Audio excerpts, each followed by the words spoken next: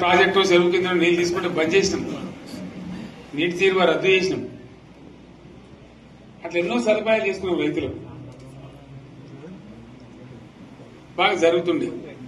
అప్పుడప్పుడు ఏమవుతుంది, కొన్ని దుష్ట దినాలు వస్తాయి, చెడు గడియలు వస్తాయి. మనోళ్ళు కూడా అలవోకగా ఓట్లేసారు. మీరు గొప్పలో మీరు మాణిక్యరావుని గెలిపించారు. కొన్ని నియోజకవర్గాలలో అత్యాశకు పోయి నేను చెప్పిన కూడా అప్పుడు మంది మాటలు పట్టుకొని మారమానం పోతే మళ్ళీ వరకు ఇల్లు కాలిపోతారు. వీళ్ళని నమ్మితే అమాంతం మింగుతారు, మోసపోతాం. రైతు బంధుకు రామరామ అంటారు, దళిత బంధుకు జై భీమ్ అంటారు. వీళ్ళు ముంచుతారా నాయన చెప్పిన ఆయన వాడు తులం బంగారం ఇస్తా, నీకు బంగారం వడ్డానం పెడతాను కానీ ఆయన నమ్మి ఏమో మీ సంగతి ఎంతో చూద్దామని ఆయన వేశారు. వేసింది ఇరుకపోయారు, బావిలో పడ్డారు, అయిపోయి ఉన్నాయి అన్ని వీకే. ఇప్పుడు మళ్ళీ మొదటికి వచ్చానా కైలాసం ఆడలో పెద్ద పంపించినట్టు అయింది. మళ్ళీ అంతే కదా, ఆలోచన లేకుండా ఎటు పడితే అటు ఎవడో ఏదో చెప్తే నమ్మి ఓట్లేస్తే ఏమైంది అనేది ఒక మంచి గుణపాఠం ఇది తెలంగాణ. గ్యారంటీగా మంచిగా సంసారం జరుగుతుంది. జర తువ్వకచ్చినాం, రైతులు ఇంత ముఖం తెలివైతుంది, ఇంత బాకీలు కట్టుకుంటుండ్రి. ఎంతో మంది పాపం సిటీలు వేసుకుంటారు, ఏదో వేసుకుంటారు. రైతు బంధు పైసలు పడితే ఎంత సంతోషం ఉంటుండే. ఆయన పోయిన గంగలు గడిచిపోయింది. ఇప్పుడు వాడు ఇతడో ఏడో భగవంతుని కనుక ఇచ్చినా కూడా మోసం. ఏదో మళ్ళీ ఎలక్షన్ కోసం దానికోసం చేస్తారు తప్ప కడుపు నిండా ప్రేమను ఇచ్చేది ఇట్లే ఉంటుందా? సర్పంచ్ ఎలక్షన్ పెట్టింది సార్. మనం ఉన్నప్పుడు కరోనా వచ్చింది. కరోనా వస్తే కూడా రైతు బంధు ఆపలేదు. కరోనా వచ్చి రాష్ట్రానికి రూపాయి ఆదాయం రాకపోయినా 4-5 మంచి స్కీములు తెచ్చి ఇవాళ కాపాడుకున్నాం. గౌరవంగా బతికిన రైతులు ధీమా వచ్చినండి. రైతు బీమా పెడితే ఎంతమందికి సాయం జరిగింది. గుంట భూమి ఉన్న కూడా మంచిగా సాయం జరిగింది. చిన్న రైతు కూడా సాయం జరిగింది. అట్లా అందరికి మనం గొర్రెల కాపలకు గొర్రెలు వేయడం కానీ, చేప పిల్లలు కానీ, అనేక రకాల అన్ని వర్గాల ప్రజలను ఎట్లా ఆదుకోవాలని అట్లా ఆదుకున్నాం. మా తెలంగాణ కదా మేము తెచ్చుకున్నాం కష్టపడి. మా వాళ్ళందరి పైకి రావాలి. కాంగ్రెస్ గవర్నర్ ముస్లింలు ఓట్లేసుకున్న తప్ప ముస్లింలకు మనం చేసిందా? ఇమాం మౌసాలకి మన జీతం ఇచ్చిందా? మనం వచ్చినాకనే ఫస్ట్ టైం వాళ్ళని గుర్తించి వాళ్ళని గౌరవించుకున్నాం. ముస్లిం మైనార్టీ పిల్లలకు, మన గిరిజన పిల్లలకు, మన ఎస్సీ పిల్లలకు, మన బీసీ పిల్లలకు ఎంత మంచి రెసిడెన్షియల్ స్కూల్ పెట్టుకున్నాం. అందరినీ కూడా ముందు తీసుకుపోవాలి. ఇవాళ మన కళ్ళ ముందని నాకు బాధ కలిగేది ఏంటంటే, చిన్న వర్గాల ప్రజలు కాన్వెంట్ స్కూళ్ళలో చదివించలేరు, వాళ్ళ పిల్లలు కూడా బాగా చదవాలని చెప్పి ఎస్సీలకు, బీసీ, మన మైనార్టీ సోదరులకు గురుకుల పాఠశాలలు పెట్టారు. అద్భుతమైన చదువు చదువుకునే వాళ్ళు. ఇవాళ మొత్తం రోజు బడి పిల్లలు విషాహారము, కడుపు నొచ్చుడు, బాధపడు, పురుగులు అన్నం పెట్టుడు. పిల్లలు వెళ్ళిపోతున్నారు ఆ స్కూళ్ళ నుంచి, ఇళ్లకి వెళ్ళిపోతున్నారు. తల్లిదండ్రులు కూడా భయపడి తీసుకుపోతున్నారు. ఏం ఘోరం ఇది నాకు అర్థం కాదు. మళ్ళీ ఇది చేసిన కూడా ఇప్పుడు మళ్ళీ అదే కాంగ్రెస్ పార్టీ. అంతేనా? మళ్ళా పాత కాంగ్రెస్ మోపోయింది, మళ్ళా కరెంటు కోతలు మోపోయినాయి. వెనకాలం ఇంకేం గతి అవుతుందో మార్చి చెప్పి ఏమవుతుందో. ఇంకా కరెంటు కోతలు మోపోయినాయి, మంచినీళ్ళు సరికొత్తలు, అడిగే నాతులు లేడు. ఎవడన్నా గట్టిగా నిలదీసినట్టు వారికి పోలీసు నిలబట్టేయడం. ఇదేనా రాజ్యం? ఇట్లా ఉండదా రాజ్యం? ఎందుకు వచ్చింది ఈ పరిస్థితి చెప్తా. నాకు తెలిసి నాకేం గుర్తులేదు. నేనేమంటున్నా అంటే, ఇట్లా అనేక పనులు చేసుకున్నాం మనం. గోదావరి నుంచి నీళ్లు తెచ్చుకున్నాం, నీళ్లు తెచ్చుకొని మంచినీళ్ళ తర్వాత సాగునీళ్ళు ఎంపడబడ్డాయి. మెదక్లో యువతల ప్రాంతం అంతా కొంత అందినాయి నీళ్లు, పాత మెదక్ జిల్లాలో. నీటికి మిగిలిపోయినాయి మన 2 తాలూకాలు, నారాయణఖేడ్, జైరాబాద్. వాళ్ళకి నీళ్లు రావాలి. ఎట్లా రావాలి గోదావరి నీళ్లు?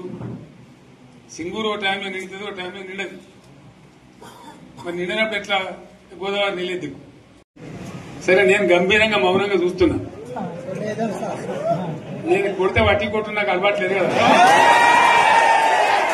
చూద్దాము.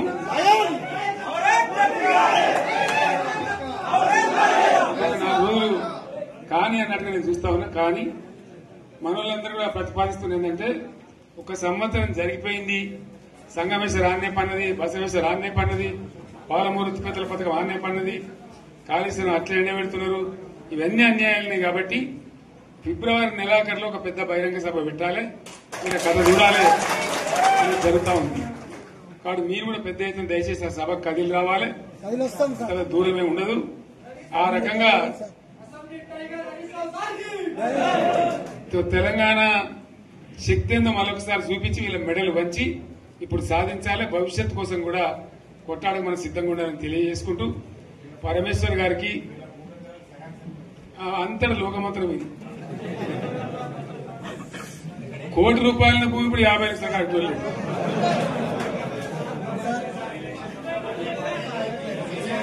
ఈ ఒక్కని బాధ ఒక ఆయన వచ్చింది, మన ఒక ఆయన ఒక 10 మంది వచ్చారు హైదరాబాద్కి. అందులోకి 2 ముస్లిం సోదరులు వచ్చారు.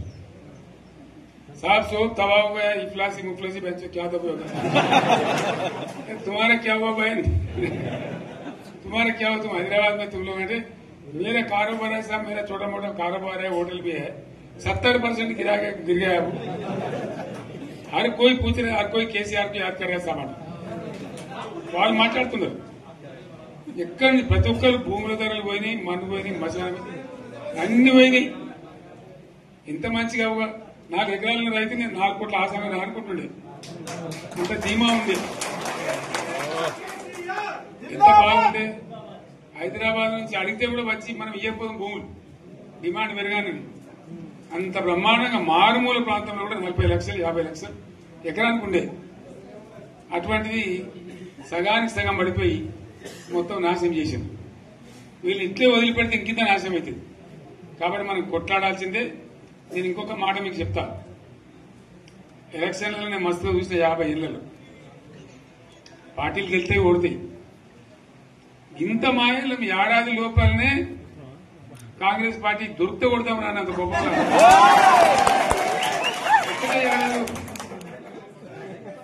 ఇంకా వాళ్ళ బొంద తెలివికి నిన్న వారి పార్టీడే మంది పెట్టాలి. అదేందో పోలింగ్ పెట్టిన వాడు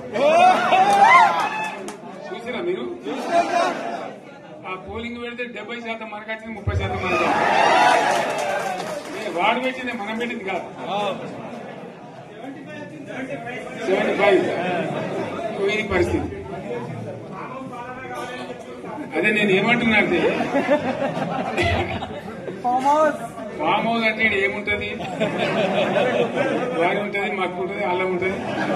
కాంగ్రెస్ వాళ్ళు ఎంత మనిషి చేస్తే పారబడి తవ్వచ్చు కూడా లంగత. దీన్ని ఫామ్ హౌస్ అని మనం బదనాం చేసి అంతే కదా. నేనేమంటున్నా అంటే, అన్ని మబ్బులు వీడిపోయినట్టు ప్రజలకు అన్ని తెలిసిపోతున్నాయి. మంచి ఏంది, చెడ్డ ఏంది, ఏం జరిగింది అన్ని ఇంకా ఘోరమైందని చెప్తున్నా. వీళ్ళ తెలివితక్కువతనానికి ఏమైంది? నిన్న మొన్న రిపోర్ట్ వచ్చింది. Comptroller and auditor general of India అని కాగ్ అంటారు దాన్ని. కాగ్ రిపోర్ట్ వచ్చింది. పోయిన సంవత్సరం మన గవర్నమెంట్ లో వచ్చిన ఆదాయం కంటే 13,000 కోట్ల రూపాయల ఆదాయం తగ్గిపోయింది. ఇంకా మార్చి పోయే వరకల్లా ఇంకో 3-4 కోట్ల అవుతుంది. అంటే 15,000 కోట్ల ఆదాయం పోతుంది. మన గవర్నమెంట్ ఉన్నప్పుడు ప్రతి ఏడాది 15,000 కోట్లు పెంచుకుంటూ పోయినండి, చెప్పేసుకుంటూ పోయింది. ఏడాది 10 నుంచి 15,000 కోట్ల ఆదాయం పెరిగేది మన టైంలో. అంత జాగ్రత్తగా మనం వ్యవహారం చేస్తాం. ఇలా ఉల్టా 15,000 కోట్లు పడిపోయింది. ఇంకా వాడేమిస్తాడుగా, ఇంకో ఇస్తారా? ఇంకో 4-5 నెలలైతే జీతాలకే కష్టమైతుంటు. అందరు పెండింగ్ పెట్టి రిటైర్ అయిన దొత్తలు పైసలు మీరు చూస్తారు కదా పేపర్లలో. సో ఆ విధంగా రాష్ట్ర ఆర్థిక పరిస్థితిని కూడా దివాలా తీయించారు. వాళ్ళతోనేం కాదు, 100కు 100% ఇప్పటికే ప్రజల నిర్ణయానికి వచ్చిండ్రు. డెఫినెట్ గా రాబోయే గవర్నమెంట్ మనదే అని అనుమానం కూడా అవసరం లేదు. సింగూరు నుంచి లిఫ్ట్ చేసి సంగమేశ్వర, బసవేశ్వర 2 లిఫ్ట్లు పెట్టుకున్నాం. 2 తాలూకాలకు రెండింటికి కూడా లక్ష లక్ష ఎకరాల పైచీలకు వచ్చేట్టు ఎకరాల నీళ్ళ స్టేట్ పెట్టుకున్నారు. మళ్ళీ మన నుంచే కావాలి, మళ్ళీ ఇది లైన్లోకి రావాలి. అందరు మంచిగా ఉండాలి. ఎందుకంటే మనకు మన పార్టీకి కులం లేదు, మతం లేదు, జాతి లేదు. తెలంగాణలో ఉన్న ప్రతి బిడ్డ మనోడే. వాళ్ళు ఏ మతం ఉన్నారు, ఏ కులం ఉన్నారు మనకు అవసరం లేదు. ఈ తెలంగాణ బార్డర్ గీత లోపలిన బిడ్డలు అందరు మనోళ్ళే, అందరు బాగుపడాల్సిందే. ప్రతి ఒక్కరికి న్యాయం జరగాల్సిందే. ఆ న్యాయం జరిగి ఆ ఫలితాలు తెలంగాణకు వచ్చేదాకా ఇంకెవ్వడు కొట్లాడాడు, ఎవరితో కాదు. అది అబద్దాల పంచాంగం. మళ్ళా మనమే కొట్లాడాలి. అంతేనా? పక్క మాట అనేది కొట్లాడదాం కదా. ప్రాణం పోయినా సరే తెలంగాణకు రక్షకులు మనమే. తెగించి కొట్లాడాల్సిందే. తెలంగాణ హక్కులను కొట్లాడాల్సిందే. మనమే కొట్లాడి తీరాల్సిందే. అనే రెండవ మాట లేదు. కాబట్టి దయచేసి అవసరమైన సందర్భంలో మీ జిల్లా నాయకులు పిలిపిస్తారు, రాష్ట్రం నుంచి నేను కూడా పిలిపిస్తాను. మీకు సిద్దపడి ప్రత్యక్ష ప్రజా పోరాటాలు లేవదీసైనా సరే మన ప్రాజెక్టులు సాధించుకోవాలి, మన నీళ్లు సాధించుకోవాలి, మన ప్రజలకు అన్యాయం జరుగుతుంటే ఎదురు తిరగాలి, కొట్లాడాలి. తప్పకుండా ప్రజలకు న్యాయం చేసేదాకా మనం ముందు పోతూనే ఉండాలి. తెలంగాణ కోసమే బయలుదేరిన జెండా గులాబీ జెండా. తెలంగాణను సాధించింది గులాబీ జెండా. తెలంగాణను మంచిగా చేసి లైన్లో పెట్టింది గులాబీ జెండా. భారతదేశంలో నంబర్ 1 అనేక విషయాల్లో చేసి సాధించి చూపెట్టింది గులాబీ జెండా. కాబట్టి దయచేసి నేను మీ అందరిని కోరేది, మీకు మంచి ఎమ్మెల్యే ఉన్నాడు మాణిక్రావు గారు. ఆయన నాయకత్వంలో మంచిగా పనిచేసి మంచిగా ముందుకు పోయి చాలా చక్కగా మంచి ఫలితాలు భవిష్యత్తులో సాధించాలి. పరమేశ్వర్ పాటిల్ గారికి, వారు వెంట వచ్చిన మిత్రులకు నేను ప్రత్యేకంగా ధన్యవాదాలు చెప్తా ఉన్నా. ఇటువంటి కార్యకర్తలు, ఇటువంటి నాయకులే పార్టీకి పట్టుబొమ్మలు, తెలంగాణ జాతి రత్నాలు. తెలంగాణకు ప్రమాదం వచ్చిందన్నప్పుడల్లా ఇటువంటి బిడ్డలే ఎక్కడో లేచి నిలబడి వాళ్ళ మా తెలంగాణని ఆ సోయి చూపెడతా ఉన్నారు. మీరు నడిచిన 140 కిలోమీటర్ల పాదయాత్ర వృధా పోదు. ప్రజలందరూ మిమ్మల్ని చూసింది. దాంట్లో తోపట కూడా మీతో ఎంతో మంది మాట్లాడింది, అడిగింది మిమ్మల్ని ఎందుకు పాదయాత్ర ఇస్తున్నాయి. మీరు కూడా అందరికి చెప్పిండ్రు. అంతే కదా? మీకు కూడా అర్థమైంది ప్రజలు ఎంత వ్యతిరేకం ఉన్నదని. సో ఆ రకంగా మీ పాదయాత్ర వృధా పోదు, మీ కష్టం వృధా పోదు. తప్పకుండా రాబోయే రోజుల్లో విజయం మనదే. అయితే మన విజయం మన కోసం కాదు, అది తెలంగాణ విజయం కావాలి, తెలంగాణ ప్రజల విజయం కావాలి, తెలంగాణ రైతుల విజయం కావాలి అని మనవి చేస్తూ మరొకసారి పరమేశ్వర్ను వారి బృందాన్ని అభినందిస్తూ వస్తున్నట్టు మనకు లైన్